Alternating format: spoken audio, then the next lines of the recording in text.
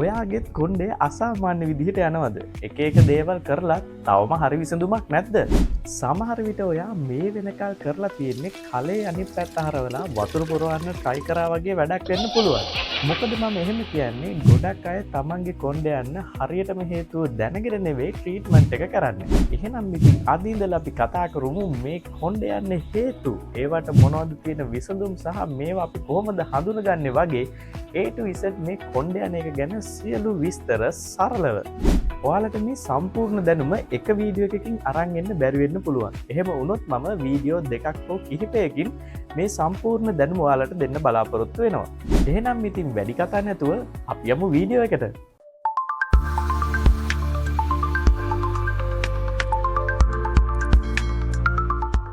මුලින්ම අපි අවබෝධ කරගන්න ඕනි අපි ඕනම කෙනෙක්ගේ දවසට කොණ්ඩ ගස් 50-100ක් අතර ප්‍රමාණයක් හිස් කබලෙන් වෙන් වෙලා යන එක සාමාන්‍ය දෙයක්. මේක ගැන හොඳ අවබෝධයක් ලබා ගන්න මම සරල විදිහට ඔයාලට මේක පැහැදිලි කරන්නම්. මේ hair growth එක සිද්ධ වෙන්නේ cycle එකකට. මේකේ stages 3ක් තියෙනවා.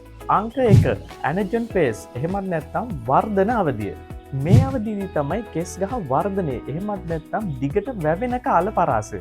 මේ කාල පරාසය සාමාන්‍යයෙන් අවුරුදු 2-7 අතර වගේ කාලයක් පවතිනවා.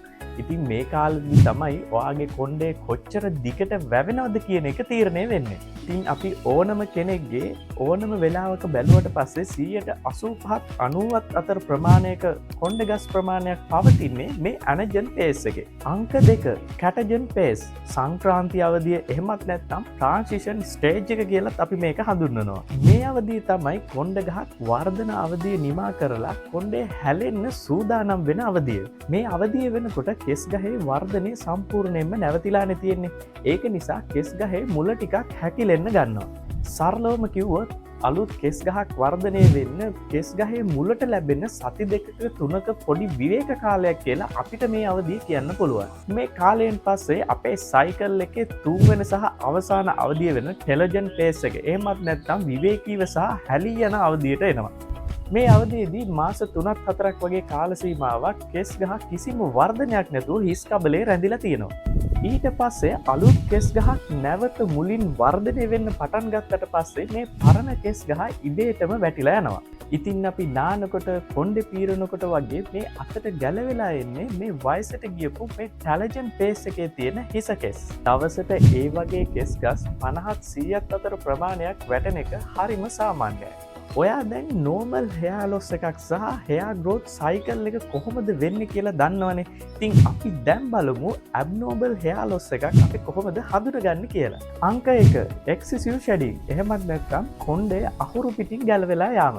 ඔයා නාන වෙලාවට bathroom එකේ floor drain එකේ කොණ්ඩ ගස් පිරෙන්න තියෙනවනම් උදේට නැගිටිනකොට කොට්ටේ පුරාවට කොණ්ඩ ගස් පිරিলা තියෙනවනම් සාමාන්‍යයෙන් කොණ්ඩේ ඇල්ලුවත් ඔයාගේ අතට කෙස් ගස් 5-10ක් අතර වගේ ප්‍රමාණයක් ගැලවෙලා එනවනම් මේක අසාමාන්‍ය තත්ත්වයක්. අංක 2 visible thinning. එහෙමත් නැත්නම් හිස් කබල පේන්න ගැනීම. කලින්ට වඩා ඔයාගේ හිස් කබල දැන් ටිකක් වැඩිපුර පේනවා වගේ දැනෙනවා නම් කොණ්ඩේ මැදින් බෙදෙන ඉර, ඒ කියන්නේ අර middle partition එක, ඒක කලින්ට වඩා පළල් වෙලා ඔයාගේ හිස් කබල පැහැදිලිව පේන්න ගන්නවා නම් ඒ වගේම ගෑනු ළමයින්ගේ පොනිටේල් එක මේක දැම්මම ඒක ගොඩක් තින් වෙලා නම් එහෙමත් නැත්නම් ඒකේ වොලියුම් එක අඩු වෙලා නම් මේක අසාමාන්‍ය තත්ත්වයක්. අංක 3 receding hairline. එහෙමත් නැත්නම් hairline එක පිටිපස්සට යාම. ඔයාගේ නලල දෙපැත්තේ හෝ නලල ඉස්සරහින් කොණ්ඩේ ටික ටික අඩු වෙලා ගිහිල්ලා නලල පළල් වෙනවා නම් නැත්නම් නලල ලොකු වෙනවා නම් ඒක අසාමාන්‍ය තත්ත්වයක්. අංක 4 bald patches. එහෙමත් නැත්නම් තනින් තන තට්ටය පෑදීම. මේ අවස්ථාවේදී කිසිම කැසීමක් කිසිම වේදනාවක් නැතුව ඔයාගේ හිස් කබලේ තනින් තන තට්ටය පෑදෙන තරමටම කොණ්ඩ ගස් වැටෙන්න ගන්නවා. මේ තත්ත්වයක් abnormal hair loss එකක්. අංක 5 lack of free growth. එහෙමත් නැත්නම් අලුතින් කොණ්ඩ ගස් වෙන්නේ නැති එක. සාමාන්‍යයෙන් නිරෝගී පුද්ගලයෙක්ගේ හිස කෙස් හැලෙන ප්‍රමාණයටම සාපේක්ෂව අලුතින් හිස කෙස් වැවෙන්න ඕනේ. හැබැයි හිස් කබලේ අලුතින් වැවෙන baby hairs එහෙමත් නැත්නම් පොඩි හිස කෙස් නැත්නම් ඒකත් සාමාන්‍ය තත්ත්වයෙන් මිදෙන abnormal තත්ත්වයක්. ඔයාලා දැන් දන්නවා normal hair loss එකක් කියන්නේ මොකක්ද? hair growth cycle එක කොහොමද සිද්ධ වෙන්නේ වගේම abnormal hair loss එකක් ඔයාලා කොහොමද හඳුනගන්නේ කියලා. අපි ඊළඟ වීඩියෝ එකෙන් කතා කරමු මේ abnormal hair loss එකක් සිද්ධ වෙන්න ප්‍රධාන වශයෙන්ම බලපාන සාධක මොනවද කියලා. ඒ වගේම ඒවට තියෙන ට්‍රීටමන් ඔප්ෂන්ස් මොනවද කියලා. මේ වීඩියෝ එකේ ඉතිරි වැදගත් කොටසකින් නැවතත් හමුවෙනකල් අදට මම ගිහිල්ලා එන්න.